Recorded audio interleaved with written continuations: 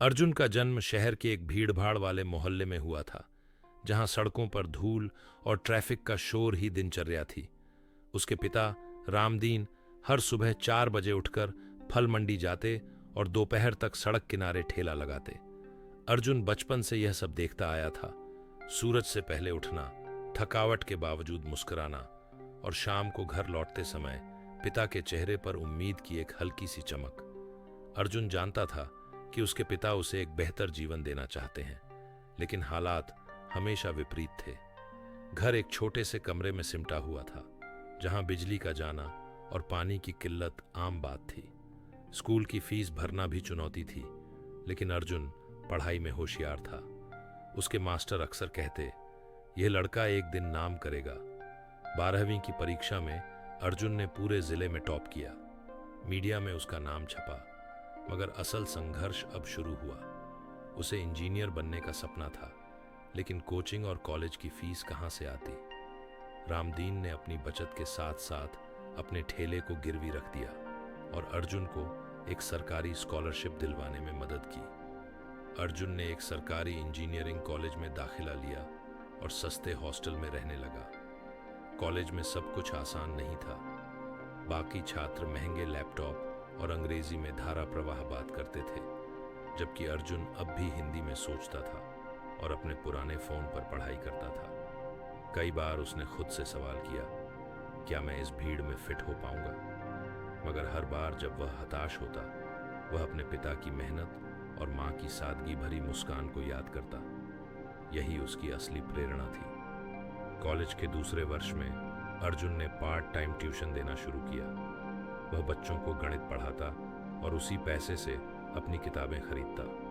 धीरे धीरे उसने फ्री ऑनलाइन कोर्सेज के जरिए कोडिंग सीखी और कुछ छोटे प्रोजेक्ट्स पर काम करने लगा। एक दिन कॉलेज के हैकाथॉन में उसकी टीम ने एक ऐप बनाया, फल बाजार, जिसमें स्थानीय फल विक्रेताओं को ग्राहक से जोड़ने का समाधान था।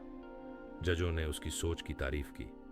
अर्जुन ने पहली बार महसूस किया कि उसकी जड़ें ही उसकी सबसे बड़ी ताकत है।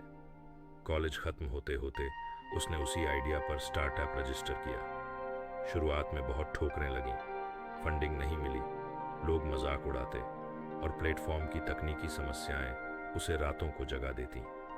लेकिन वह डटा रहा। एक दिन एक एंजल इन्वेस्टर ने उसके ऐप के बारे में सुना और उसे पिचिंग के लिए बुलाया। अर्जुन ने पूरी ईमानदारी और जुनून से अपना विजन समझाया। मैं चाहता हूं कि मेरे जैसे हजारों फल विक्रेताओं को एक पहचान मिले। उन्हें भी डिजिटल भारत का हिस्सा बनना चाहिए। वह निवेशक उसकी आंखों में चमक देख सका और उसने शुरुआती फंडिंग दे दी। इसके बाद अर्जुन ने पीछे मुड़कर नहीं देखा। उसकी टीम बड़ी हुई, ऐप में सुधार आया और जल्द ही कई शहरों में फल बाजार लॉन्च हुआ। सैकड़ों विक्रेता जुड़ने लगे और आम ग्राहकों को भी ताजे फल घर बैठे मिलने लगे। सफलता की ऊंचाइयों पर पहुंचने के बाद भी अर्जुन अपने मोहल्ले और पुरानी गलियों को नहीं भूला। उसने अपने इलाके में एक कोचिंग सेंटर शुरू किया, जहां गरीब बच्चों को मुफ्त शिक्षा दी जाती थी। अपने पहले ग्राहक, अपने पिता को उसने एक डिजिटल स्टॉल दिया, जहां अब ग्राहक QR कोड से पेमेंट करते थे। अर्जुन अब एक युवा उद्यमी था, TEDx स्पीकर और प्रेरणा का स्रोत। मगर जब भी उसे खुद पर घमंड होता, वह बस आंखें बंद करता और वो दोपहर याद करता, जब उसके पिता धूप में पसीना बहा रहे थे और माँ उसके टिफिन में बासी पराठे रखती थी। मोरल: हार मत मानो। नेवर गिव अप अर्जुन की कहानी बताती है कि हालात कितने भी कठिन क्यों न हो, अगर आपके इरादे सच्चे हों और आप हार न माने, तो सफलता जरूर मिलती है।